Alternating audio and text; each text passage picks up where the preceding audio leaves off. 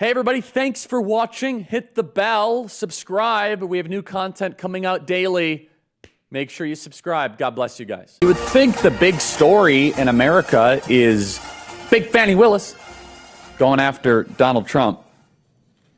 You know that our 111 people died in fires in Maui and 1,200 people are missing? You would think that would have nonstop coverage on the media. It's just like nonstop coverage, nothing else. It's interesting. It would be good for ratings. It's not as if Maui is East Palestine, Ohio. This is what's really interesting. East Palestine, Ohio, they don't care about that part of the country. You know, that's Trump, MAGA America. You know, those people eat at Denny's. We don't like those people. They probably own guns. Maui is different. Maui is one of the most Democrat areas in the entire country. It's a blue enclave. It's also a billionaire and millionaire playground.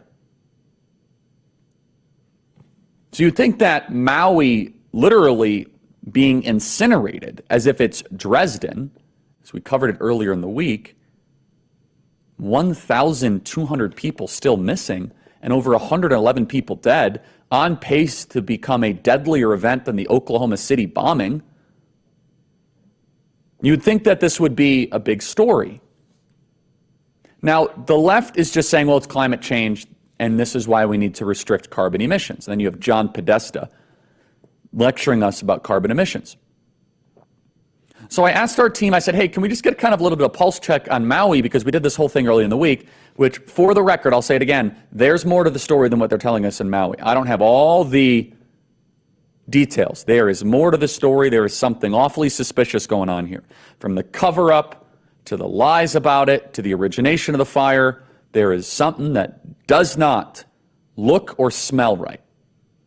And if you have any idea of that, email me, freedom@charliekirk.com. I'd love to hear from you on what that is. So the Democrat governor, Josh Green, said after the disaster that global warming was the ultimate reason that so many people perished, because only global warming allowed for the so-called fire hurricane that swept through the island. But that is a lie. Global warming did not cause the fire. It's the old Office clip. Ryan started the fire. Local incompetence and left-wing ideology did. But the New York Times won't tell you that. The media won't tell you that. The reason why they are not deploying reporters to Maui is because they're afraid they might actually find the truth. The reason why we don't have nonstop panoramic camera coverage of like the Wait 20-something info babe on MSNBC, we don't have like nonstop coverage of, yes, Brian, we're here and the devastation is just beyond belief, is because they actually might accidentally stumble into the truth. Now, there's some passive news coverage of it, but I was watching the Mockingbird networks this morning. There is far more coverage of Big Fannie Willis and Donald Trump than there is in Maui. Far more. In fact, CNN.com, purported names, photos of Georgia grand jurors shared online. It's all about Georgia, all about Georgia, all about Georgia. Will Cain was the only major news network on the ground. It just strikes me so strange, because usually you have, you know, the kind of super left-wing journalism student from Columbia Journalism who doesn't have an original thought in her head go on TV and she says, yes, I mean, interviewing locals. Remember Katrina? Where is that? The great Rush Limbaugh, may he rest in peace, was a teacher. And Rush taught me this, and he taught you this. When the media doesn't cover something, that is far more important than when they do cover something. I wouldn't say they're covering it up. It's like they're just kind of coasting.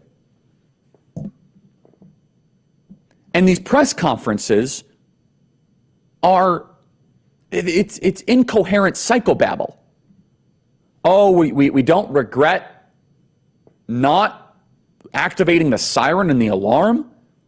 The FEMA administrator is totally on an island. Get it? And then there's this whole question of the water. 111 people are dead. And 1,200 people are missing. Are they slow dripping the death toll so that Biden can't be blamed. And I know Biden did like a press release or whatever. Remember Katrina? Katrina, when George W. Bush was president, we made it feel as if it was Pompeii, the biggest thing. And by the way, it was mishandled by the Bush administration. This could almost be as deadly as Katrina when all is said and done. So let's play some pieces of tape here, just kind of walk through it, because my suspicious meter is 10 out of 10 right now. Doesn't look right, doesn't smell right, doesn't feel right. Play cut 82. Maui chief doesn't regret not activating sirens during a wildfire. I know it's a double negative, but it'll make sense. Play cut 82. Do you regret not sounding the sirens? I do not. So many people said they could have been saved if they had time to escape. Had we sounded the siren that night, we're afraid that people would have gone Malka. And if that was the case, then they would have gone into the fire. And so that is the reason why our protocol has been to use WEA and EAS. By the way, I should also note that there are no sirens Malka or on the mountainside where the fire was spreading down. And now this is Kaleo Manuel, the Hawaiian water official who refused to release water resources and let landowners fight the Maui fire. This is his philosophy about water. Before I play this, I have come under, let's just say, a fair amount of attack from Media Matters and even some Christian pastors, because I say that liberals are earth worshipers. They're pagans. Oh, you can't say that. They don't worship the earth. No, they believe in magical elements, that they worship the sun, the moon, the sky, the water. Don't believe me? Play cut 80. The commission is responsible, per our authorizing statute, to protect and manage all water resources in the state. One Water is like taking it and looking at it from a holistic system perspective. And in essence, we treated it, Native Hawaiians treated water as one of the earthly manifestations of a god and a kua kane. We've become used to looking at water as like something which we use and not necessarily something that we revere as that thing that gives us life, right? I mean, to me, it's a shift in value set. So really, my motto is always like, let water connect us and not divide us. Like we can share it, but it requires true conversations about equity. True conversations about equity. So they didn't turn the water on. Things burned. This is the guy who told landowners they couldn't use water to fight the fires while the fires were still small. Is it because he believed that water was sacred and we must worship the water? Or is it because of equity? Was it because there were certain people's homes burning that he wanted them to burn? They believe in pagan Hawaiian culture, we must worship water, not life. Wokeism is just a return of an old god. The Bible was written as a refutation. It was obsessed with challenging this idea, specifically of Egypt.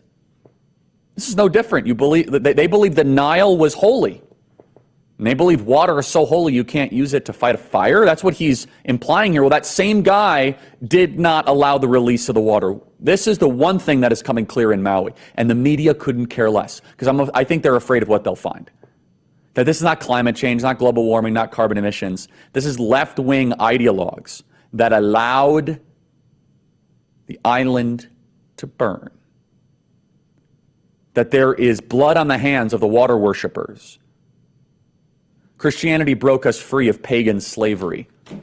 So did the Hebrew Bible, by the way. It challenged this idea of worshiping the earth, that God is not in nature, that God created nature. Could it be that Maui did not have to burn if they didn't believe such wacky, goofy, pagan stuff?